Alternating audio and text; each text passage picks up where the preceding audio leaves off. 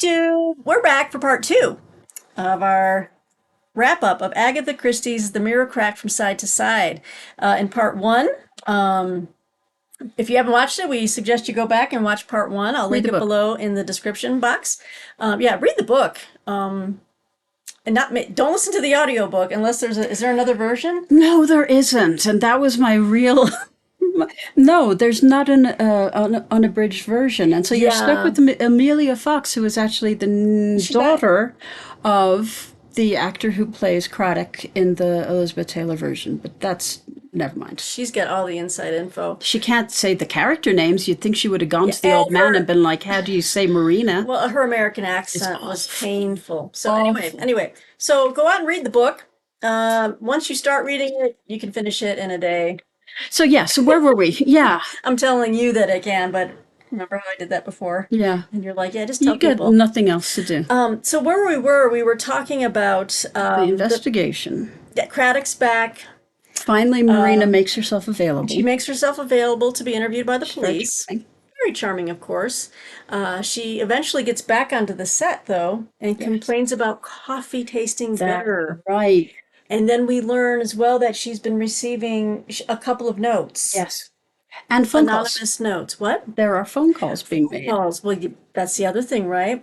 Mm-hmm. Golly Bantry espies, I like using that, espies Ella at a phone booth not far from where she's living in the little lodge outside Gossington there. And she's awesome, and she calls up Gossington if the phones aren't working because that's what Ella said. She's like, the phones are down, so I had to use this, And she's like, let me go check that. Let me go check the receipts. Miss Marple's had a bad influence on the village of Marymead.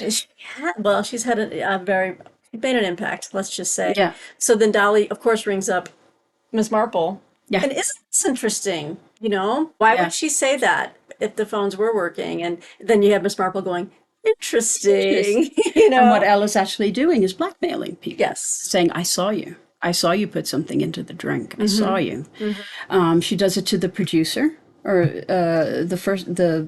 what's that guy? She doesn't really believe one of them is, right? Because she didn't really know who did it, right? No, she's just casting a wide net to see if she can get some money. She was just greedy. But I tell you what, if I lived in that house, that's what they say these days. Well, in that book, I would not be thirsty. I'd be like, no, I'll stick to something that is not no tea, no daiquiris, no cocktails, no coffee, no nothing. But in that house, can you imagine all those all that narcissism cooped up in one place? And no wonder she's like, oh, screw it. I'm going to get some money and get out of here. Yeah, but totally. She is in love with Jason. She's in love with Jason. There's some... she's pretty disillusioned, I think. Yeah. I don't think I'm missing anything as far as the people are kind of retracing their steps. You've got the Craddock investigating, interrogating everyone. Yeah. Including Lola and Ardwick Fenn, who were ex-lovers. And you got the little police detective, Tiddler. Do not do what Which I was making very inappropriate jokes. Yes. For watching it. But he's in love with Marina. Still. And so that's great. But then you've also got you've also got... Who is? Craddock? No. Jason Rudd. No. What? No. Tiddler was a fan. Oh, Tiddler was a fan of Marina. He's kind of captivated by her when they right. No, but I was going to say that the two worlds further merge when you find out that Cherry is a friend with Gladys, the second Gladys in the series, who is doing makeup and wardrobe for the production. And so she's got so Miss Marple has like an inner... That's the resources. Other thing, which was brilliant for Agatha Christie, was to make it so that Miss Marple, even though she couldn't be physically in any of these places, had eyes and ears throughout. People willing to do that, willing to share the information, which is just another warm part of the series. And they've already built up that these young women of the post-war era, which just made me smile, just the way that she wrote it, are talking to each other over the lawns and going to work and doing their thing. And so there is this community being built up. And now now Miss Marple's a part of it. Yeah. And then how does she get into the gossip magazines? Because this made me laugh out loud. She wanted to do some research, and I think she was getting her hair I done. have to check out the National Enquirer for research. Yeah, I think Cherry was the one that gave it to her. She was all tickled. There you go. So those were cute parts of the adaptation, which we're going to get into right now. But let's just finish up. Just thoughts on the writing of this book. She finds out about the different animosities, the different marriages, the breakdown, the child that was born, because this is all public knowledge that Marina had a child, that she adopted a couple of kids. The photographer on the steps. What? Yeah, right. So everybody knows this very public figure, but something happened to the child, and Marina had a breakdown, and this is her road to recovery after this breakdown. Yeah. Even though it's been a number of years, like the child is. That was a very sad part of it too. Yeah. I'm sorry, I'm not getting everything in complete order. Yeah. But there's so much. These novels are so rich. Yeah. It's amazing how much history she can throw in for each person. But it's this moment in time that all of these characters come together, and in various ways they have been bumping up against each other in the past. Yeah. So whether it's competition with Lola and Marina, or it's the photographer who's actually the adopted daughter who's been left behind, and the brother that you never see, the son that was adopted at the same time. Yeah, we never see but him. He said he would kill Marina, right? Or he would kill. He hated Marina for how he had been left aside, cast aside. I think that was Angus. Angus, right? And so you have all of this, and even the photographer shows up to see if Marina will recognize her. And so it's just it's very hard. It's sad. Yeah, it's sad, and it was like a commentary on the cynical nature. Yes. Of just that whole lifestyle. Yes. You know, let me just go ahead and adopt some starving kids here, and then which is what Barbara Stanwyck did.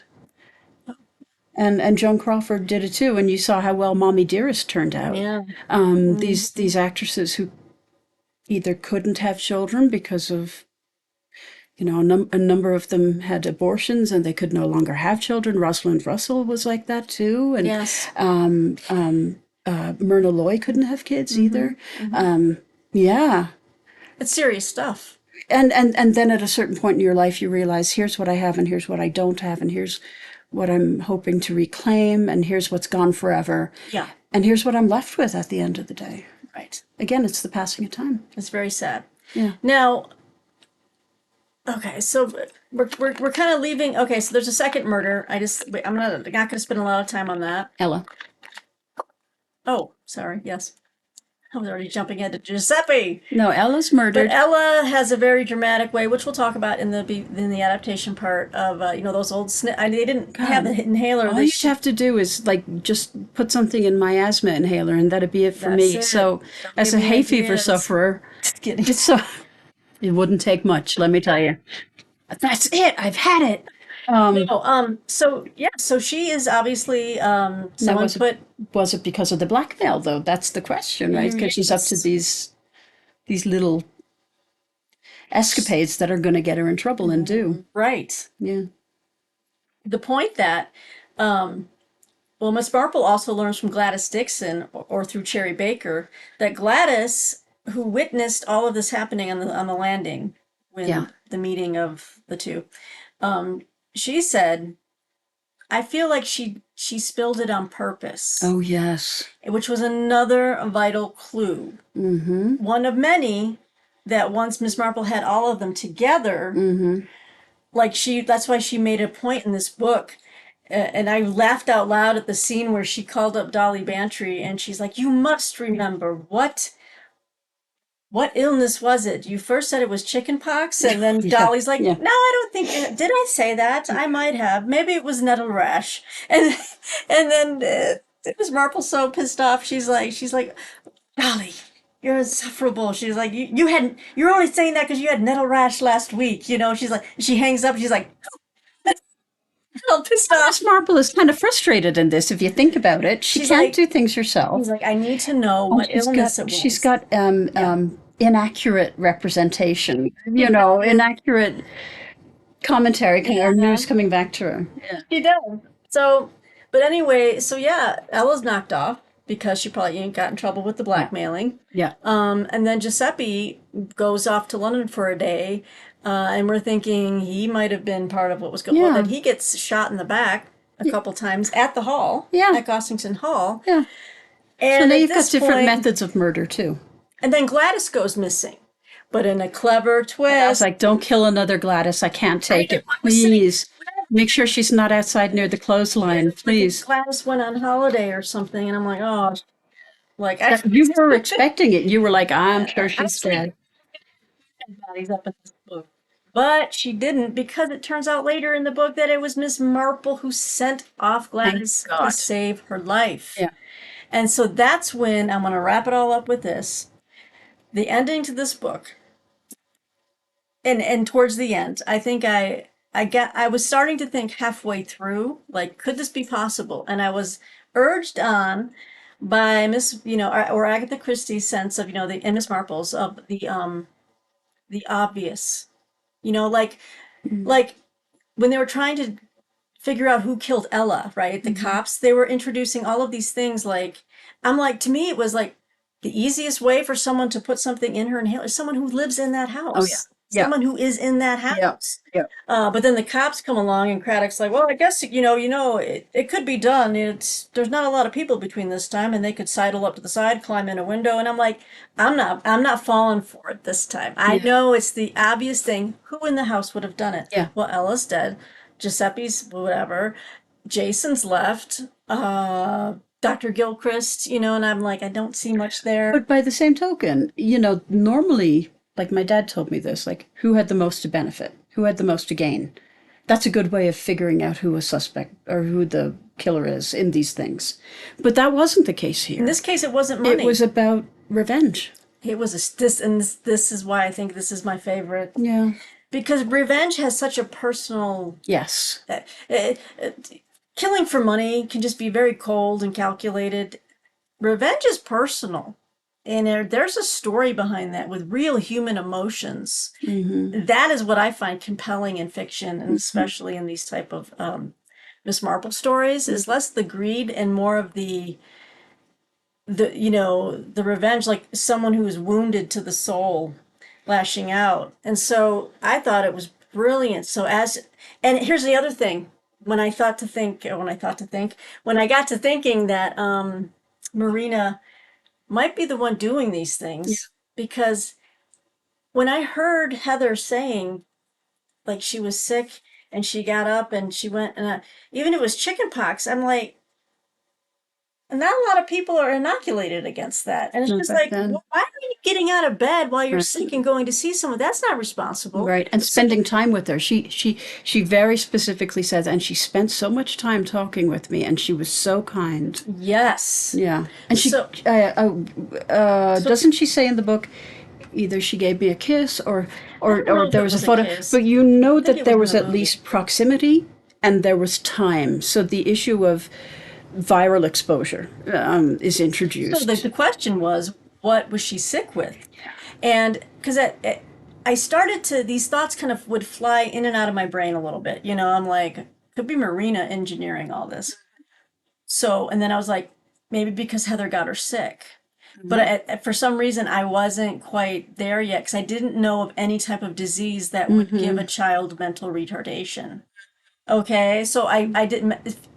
Like, scientifically, I wasn't quite sure of that, but it makes sense to me now with the whole German measles things is rubella that is highly infectious, and here she is bragging about it. And that was the thing, I think, that added to her Marina Greg's frozen look. It wasn't just that you did it; it was that you're proud of it. You did it, and you absolutely were an innocent, and it happened, and it was tragic. And you were oblivious. But instead, you're bragging about it. You're saying, everybody was like, "Hey, good for you." But I did it. In the meantime, I damaged your child and your life. Yeah. But I think when that frozen look came over, and she said it so great in here, Christie did, in the voice of Marple, I believe, when Marple figured it out, or she goes, I don't think, because at first everyone thought that she had a look of fear, like doom had come upon her, And they had to also clear up the use of doom and curse. Yeah, and somebody that, didn't learn their English quotes their correctly. tenets so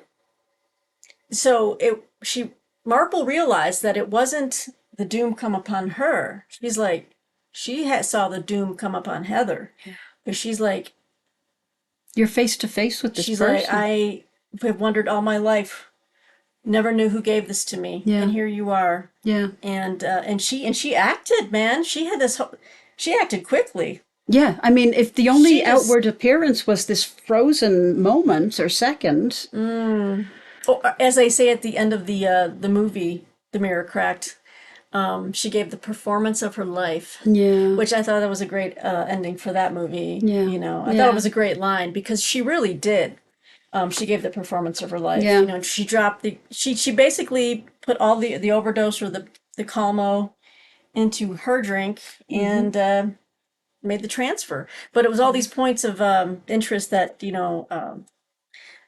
what did Heather have? What did she say to her? Yeah. What was Marina looking at? It was the painting of the Madonna and the child, which also triggered that like. And again, it's just that placement on the landing with these two people meeting at this moment in time. And then the people all around observing. Yes. Yeah. So then we come to the final scene. After the bloodbath. After the bloodbath in this God. novel. And we want to hear back from you guys. Hopefully most of you are here for part 2. In the comments below, I want to see, as we get to the end, Marple comes back, talks to Jason Rudd.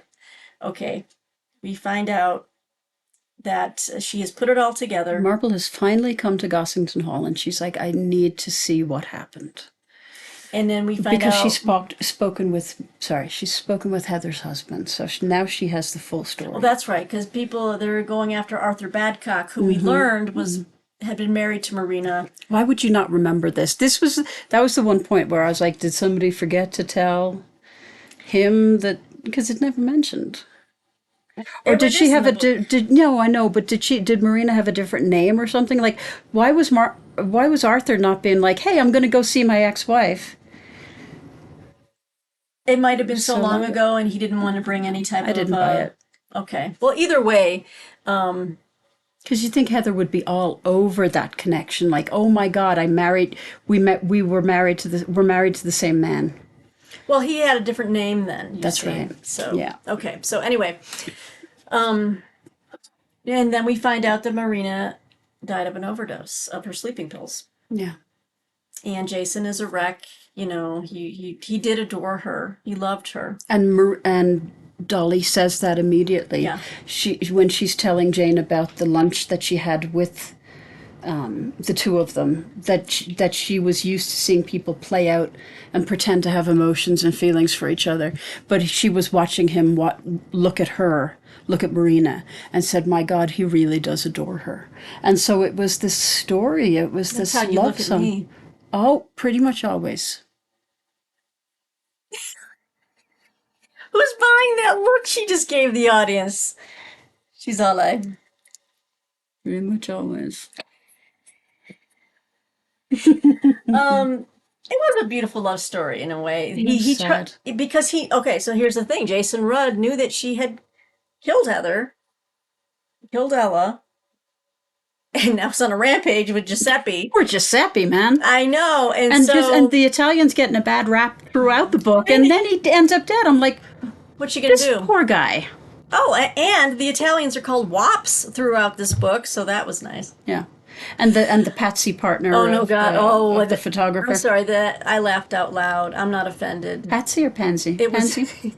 Anyway, the Light in the Loafers assistant to Margot Bench or whatever, the photographer. One of the cops called him her pansy partner. I was like, oh my God. Yeah, and I think the producer was called Dark, like or was it Jason who was called Dark Faced? And I'm like, swarthy or dark faced? And I'm like, is this a racial thing, or is he look like he's in a bad mood, or is it poor lighting? Like, what's happening here? Anyway, I don't know. Blah blah blah. Yeah, so Jason knew, but he tried to save her from herself. That's right. And then there's this beautiful again. beautifully written ending scene where Miss Marple is like, Miss Marple gets to see the landing and where it all happened, so she could actually see it all come together in her mind. I think that was probably really nice, nice enough. It was good She for saw it her immediately. to see it. But she's like, "May I see her?" And he's like, "Yes." And so he draws back the shades in the room, and you can think of this big palatial bedroom, right, with this big four-poster bed, and she is laying there like Lady of Shalott. And it was just a beautiful ending. Now, I'm going to read the ending from the book, and I will tell you my take on it. And I want you to tell me your take on it. And then, in the few minutes we have left, we'll talk about the pros and cons of all the different adaptations. And then, but we do want you to respond below to this question that I have for you after I read this. Mm-hmm. I'm going to start right here, though. Marina Gregg lay in the great white shell of the bed, her eyes closed, her hands folded. So, Miss Marple thought, might the Lady of Shalott have lain in the boat that carried her down to Camelot. And there, standing musing, was a man with a rugged, ugly face, who might pass as a Lancelot of a later day. Miss Marple said gently, "It's very fortunate for her that she took an overdose. Death was really the only way of escape left to her. Yes, very fortunate that she took that overdose. Or was given it?" His eyes met hers, but he did not speak. He said brokenly, "She was so lovely, and she had suffered so much." Miss Marple looked back against the still figure. She quoted softly the last lines of the poem. He said, "She has a lovely face. God in his mercy lent her grace, the Lady of Shalott." It's such a lovely ending. Isn't it just perfect? And what Jason says at the very end, she had a lovely face. That's what they had been saying about Marina throughout it. Like, I was such a fan of yours. You were so lovely. And he says the exact same thing. What do you think? Well, my question is, did she take the overdose because really she knew it was the end of the line? She'd already killed 3 people. There was nobody left in the house alive. Yeah. Or do you think Jason gave it to her? So my initial reading of this. Okay, and that is okay. So question 1 and then 1A. Oh no. Is, and do you think Marple was accusing him and like he was basically going to be arrested after that? I don't think so. No. So my 2 feelings were, I think he gave it to her. I think he gave it to her because he didn't speak. And he said, she was so lovely. She suffered so much. Yeah. And then I also think that Miss Marple used that as that moment of confession for him. I don't think she was going to rat him out to the cops. It was a moment of grace, really, that she was giving him. A moment of grace. I think. What do you think? Well, so one thing we haven't mentioned is Marina's bipolar disorder. Oh, God, yes. And so her highs and lows, like at the beginning, she's like, "This is wonderful." And you hear Jason going, "Sure it is, honey, sure." Because he's heard it a million times. So I think that he was used to managing her and trying to sort of insulate her. Because, again, everybody knew what not to bring up. Don't talk about this. Don't talk about that. Don't bring this up. You'll set her off. You'll set her off.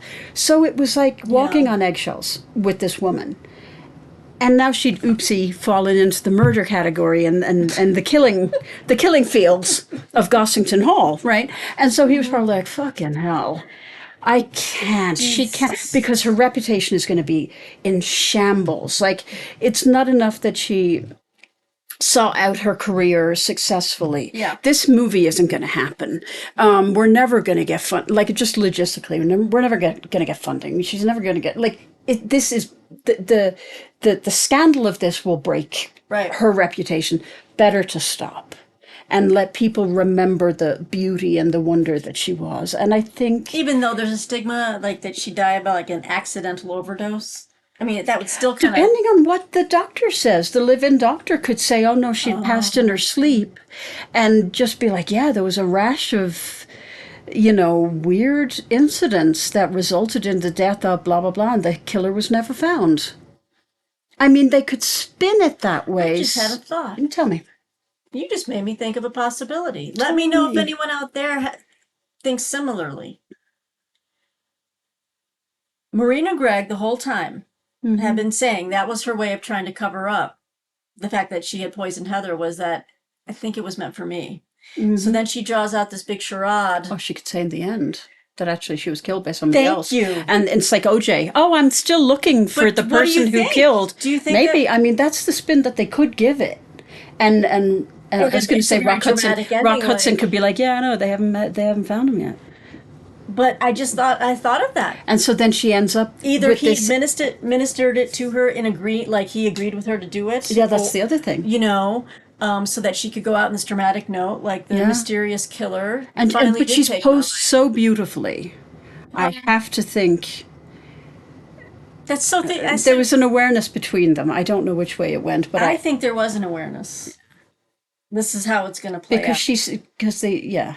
Because I'm going to go out with a bang. I'm going to give the best performance of my life. Actually, I'm not going to go out with a bang. I'm going to go out like, a lady always knows how to leave or when to leave, whatever that saying is. Well, she was no lady, but Jason kind of, out of grace and kindness and his love for her, gave her this exit, this swan song. Yes. That was separate and apart from all of the scandal and all of the blood and all of the misfortune associated with the child and the failures associated with the adoptions. Can you tell that we love this book? It was a great book. We do a two-parter to this because it's so amazing. Well, let's just talk briefly then. I think we've already touched on a lot of the adaptations, but let's start with the two television adaptations. Can I say something, though? Not a single one of the adaptations covered all the murders.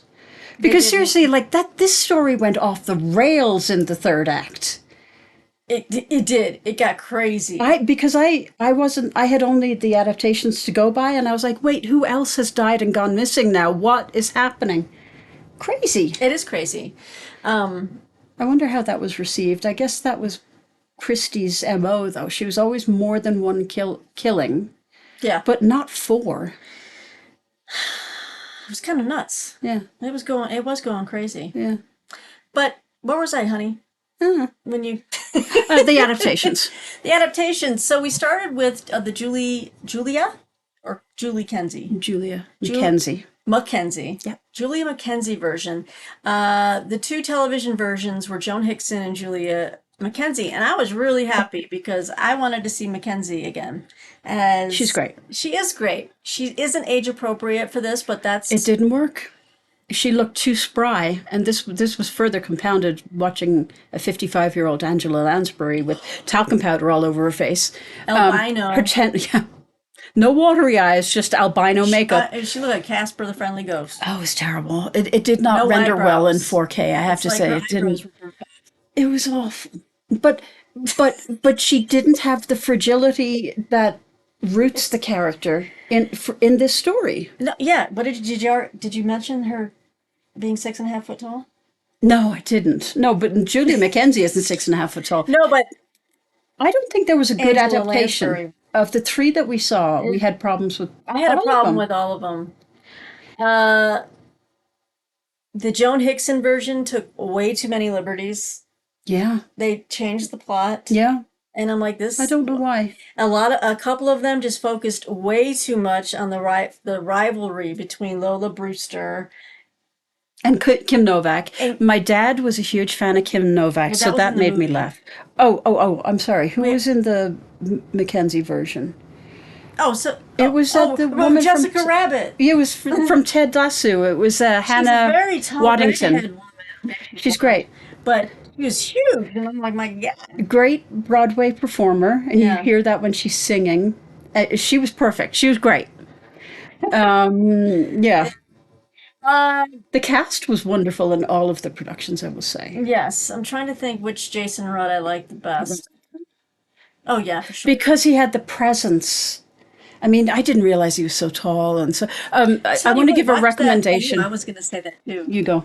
Recommendation is on Max, HBO Max. It's just Max now. fantastic new documentary on Rock Hudson called All That Heaven Allows. I really wish he had been a modern day film star. He didn't have the complexity of like a James Dean or Marlon Brando, but he would have been so successful, I think, in like rom-coms today. Yeah. Or any Bradley Cooper performance, up to and including American Sniper. He would have been wonderful in all of those. Yes. But I did love the moment in the adaptation when Elizabeth Taylor's looking in the mirror and she's like, oh yeah, Doris Day. She's like, bags go away, put them on Doris Day or something, and you have this like what are you talking about, Willis moment? Yeah, it was really cute. It was really cute. funny. Well, I want to dive into the Rock Hudson thing real quick. Let's wrap up. I don't have a lot to say about the Hickson and the Mackenzie ones. They were good. They were good in their own way, Yeah. but some things changed too much. And I love the final scene of the Hickson one where they're all together in the garden, like Dolly Bantry's there, and yeah, and it was so nice. Yeah. But it was really nice seeing Joanna Lumley again. Love seeing Joanna Lumley, and that is in the Mackenzie version. Her and posing for their photos with the fedora and the cigarette or cigarello. You know, Joanna Lumley will always be Patsy for me. She's fantastic. And she is ab-fab, baby. She brings ab-fab to everything. All right, so we're at 31 minutes. We're going to try to wrap this up. Go for it. But this is how much we've loved this book and this story. Yeah. So the last one we watched was just the night before last. Yeah. So the Mirror Cracked with Rock Hudson, Elizabeth Taylor. Who else? Kim Novak and Tony Curtis, and Tony for goodness Curtis, sakes. with his real accent. And the woman who played Dolly Bantry is actually the same actress who played Miss Knight in the Hickson version. So it's like watching a Harry Potter movie. Everybody's been in something before. Yes. I thought it was a lovely location. We were laughing at the saxophone. Oh, God. The music was hilarious. God, Elizabeth Taylor never got out of a nightgown in this entire movie. It always seemed like and I told Martine at one point, she's just white Inspector satin. Craddock or Detective Craddock. Yeah, she's wearing a satin with the nightgown robe and, and her hair's all... Oops. And she's just walking around her boudoir, Yes. and I was like, honey, what if I just wore that around the house all the time? I think you should, especially when you take out recycling and do the trash. Yeah, I want to be Liz Taylor, baby. I actually asked Peggy if I can find the same swimming cap with all the flowers stuck on it. I don't know if anybody's old enough to remember those swimming caps that the older ladies wore in the 70s. Maybe you can pop it in here. Well, I said, will you wear this? it? Will you wear it for this recording? And she said, I will not. And I said, well, if I can find it, can I wear it? And she I said no. Whatever she was wearing, though, I was like, man, she was always in a nightgown or a dressing gown, whatever they called it back in the day. But the close up of her face was hilarious. Yeah, yeah. It was not very subtle. I do have to say though, some the best bitchy lines, Hollywood bitchy lines, happened between her and Kim Novak when Novak comes up the stairs as Lola Brewster. And this did not happen in the book, obviously. They were purported to be great friends, all that's under the rug. Yeah. But, you could just see, like, Liz Taylor, with the comebacks and the cattiness, and then Novak. You've got there are two things I don't like about you. What's that? And they're posing, and she's like, your face. And it took me a second. It was great. Like, what? It's brilliant. It was really great. I like this when Kim Novak's like, well, you know that old saying, once an actress, always an actress. And Elizabeth Taylor says, yes, I'm familiar with the saying. What does it have to do with you? What the hell? Sorry. It's so good. It's like a double act. Sorry. That have to do but with you. That movie was done before Evil Under the Sun and Murder on the Orient Express. So that kind of campiness. It was the first of those three films that kind of engaged in that humor, which is very off-brand for Christie, but it totally, like, those actresses weren't acting, I don't think. Yeah. Even though they were the same age. Rock Hudson was 55, Elizabeth Taylor was 55. God rest her soul. I mean, okay, she probably has to go potty. No, we're finishing up here. I can pause this. Okay. Potty break. We'll be right back. Okay, hi guys. We're back. Thanks for that. We had to let the doggies And we're out. done. Good night. And yes, thanks for joining us. So we wanted to say, we were talking about Angela Lansbury, I believe. Jack the Giant Killer. Jack the Giant. She looked like a giant. And the scene in the movie where she's in the kitchen chopping up vegetables with Craddock there. I mean, she looked like she was like walking amongst like tiny village or something. She was a giant. She was humongous. Yeah, I don't know how tall she was in like real a life. man. She was way too, it wasn't good casting. They needed to give her eyebrows, okay, because she just did not look right without. She also just looked too young, and even when even when she had the ankle injury, right? They also had her do pratfalls involving the sack race and the dog who gets loose and the leash and everything. And Yeah. it wasn't true to the story, but none of them were true to the story. None of the adaptations. The adaptations and the movie, again, a lot of fixation on the Hollywood starlet rivalry that wasn't there. I think they probably the script filled out the script was filled out to facilitate a meatier part for some of the actors and actresses. Yeah. Because it really was top-notch talent. Yeah. Well, and also I was surprised at the ending of the movie with Rock Hudson and Liz Taylor in that she's when Miss Marple goes to the hall and finds out that she's dead, you've got Jason Rudd telling Miss Marple, I poisoned her. I'm like, that's not in the book. Yeah, no ambiguity. And he's like, I put it in her hot chocolate and put it on her bed, and so she's okay. Pardon me. Bless you. Thank you. And yeah, so I was like, well, that's different. But then she's like, can I see her? And then she goes into the room, and it's one of those rooms that has like two rooms, right? It's like yeah, that's right. A bed and then a lounge room or whatever. But so the drink was still on the bed. So she actually didn't drink the poison that he was going to give her. Yeah. So he was technically off the hook for that. You're right. But the intent was there. And so they make it clear in the movie that, she had taken an overdose of her sleeping pills. Yeah. Or whatever. And she was laid out on a chaise lounge or something with a yellow rose. Yeah, the way you do every Sunday. Just reading the papers. With the yellow rose. Sure. With my white silk dressing gown. Chiffon.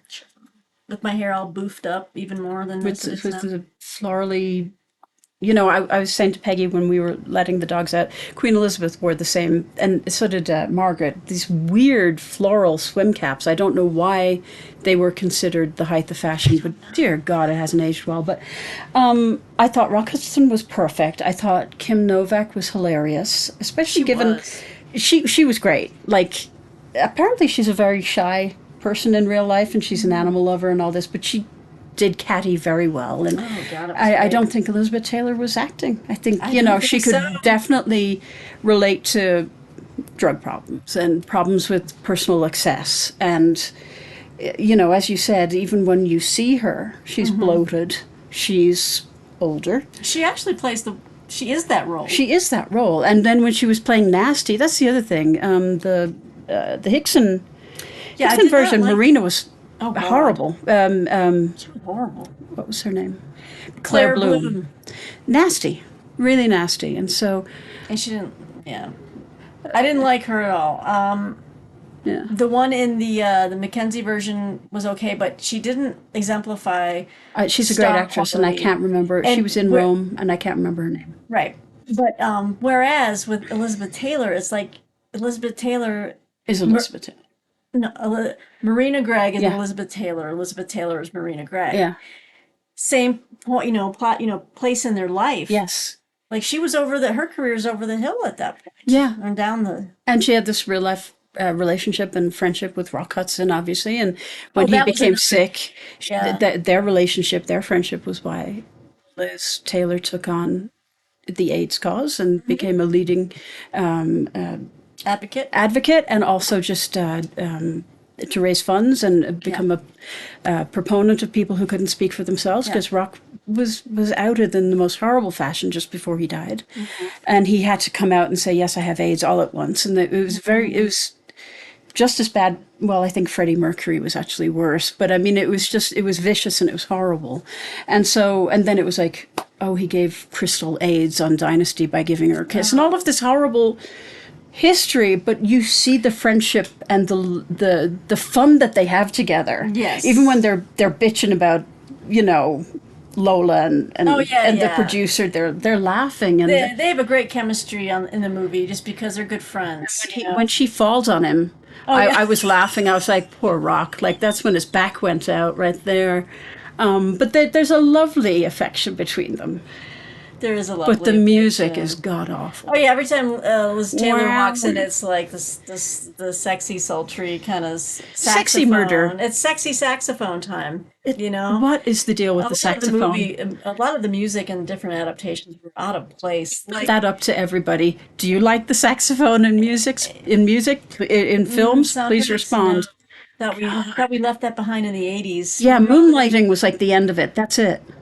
Too much saxophone, Lost Boys, the muscle-bound, oiled-up saxophone player. Like, that was it. That's it. Like, it should be like bards now. Oh, yeah.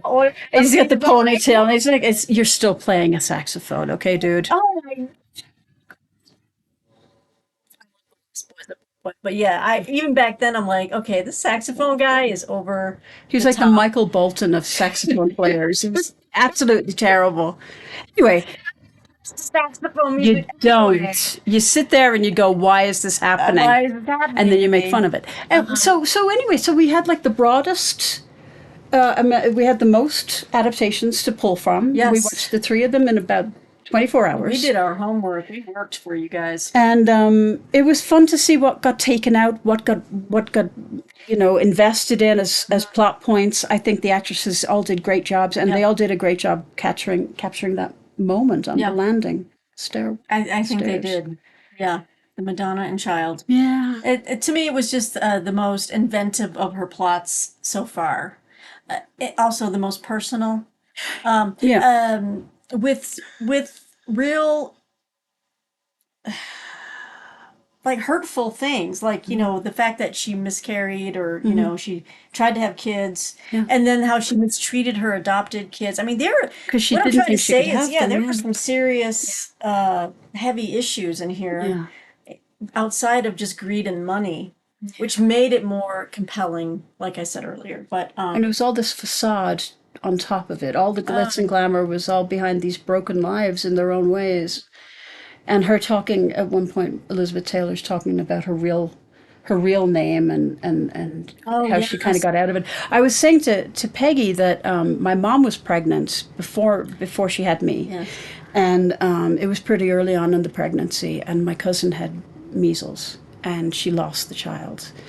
So this rang true for me in a big way. So my mom was very laissez-faire about it, just very sort of like, oh, well, it was early on in the pregnancy. And I'm like, what do you mean I had a brother? It made the difference to me. Yeah. And so the fact that she did actually have this child that she was longing for, and to the point that she discarded and left these other children behind and never even picked things back up with them. That was the tragedy to me, too. And then in the adaptation, she says, oh, she talks about you all the time in interviews. Like she was proud of the accomplishments of the photographer, but she hadn't reached out to her in real life. Do you know what I mean? Yeah. That's awful. It is awful. That's all for show. Sorry, I didn't mean to. No, you're fine. So I think we've covered it. Oh, yeah. Please, in the comments below, guys, we want to know, do you think Marina Gregg took the overdose, or do you think Jason had something to do with it, or do you think they were doing something in tandem? Do you think Marina knew, I think would be the question. Whether it was self-administered or from Jason, do you think that she... Was she writing her own ending, or was it written for her by her director husband? Yeah. This could have been This could have been a whole... Yeah. This could have been the final Marple. I would have been okay with it. It was such a big soap opera. It was a big soap opera. It was easy to imagine. It was easy to visualize. Great. insights into the human heart, great poignant moments of reflection and memory of how times change. It had everything, and I have to say, yes, 5 stars and my favorite so far. I don't know if the other two can even come close or supplant it. We have a Caribbean. No. Caribbean. Oh, God. Also, do you say Caribbean or do you say Caribbean? Well, if you want to be That's correct, you say becoming a big issue in Caribbean. our house right now. There's no issue. Apparently, Just- the UK say it Just look to Billy like Ocean. Billy Ocean, and I like to say the more economical pronunciation. Caribbean rolls off the tongue, No, it doesn't. whereas you have to say Caribbean. We've got A Sleeping Murder. We've got Hotel at Bertram's, which is fantastic. That's a great one. I don't think I have A Sleeping Murder in these editions, but And you've got Nemesis. And So there's- Nemesis. And then the compilation. Sleeping Murder, Nemesis, Bertram's. Oh, at Bertram's, and then compilation. a Caribbean Mystery. Oh yeah, 4, and then the. He's supposed to have 4 to go. So even though it feels like a well-earned kind of pit stop pause, that could be the end. Yeah. It isn't. All right. She gets older. Yay. As we all do. No. Well, this has been a delightful time. Please let us know how the sound quality was and the picture quality. This I'm has hoping been on mute the whole time. I will die if this has been on mute the entire time. Has a little red light on it. That means mute. Okay. And when it's flashing, it means Go. It's like Avenue 5. it's Avenue 5. Avenue 5. She's like, no. Red means stop. Red means record. And he's like, no. You hit green. That means record. She's got it back. Avenue It's a 5. great series. Another Max series to check out. The funniest show you will ever watch. And that's It's actually a British fantastic. person who can do an American accent in Hugh Laurie. Anyway. All right, guys, on that note, thanks for tuning in for our extended version, our long play version. Yes, We loved it. we did. We love you, Agatha Christie. We love you, Miss Marple. Be careful on those daiquiris. Go easy on them. Yeah, for real. And the Como. And the Calmo. Mm-hmm. You never know. You never know. All right, guys. So until next time, we'll see you at the end of the month-ish for the wrap-up of You Say the Word Caribbean. Mystery. Okay. Bye. Peace out.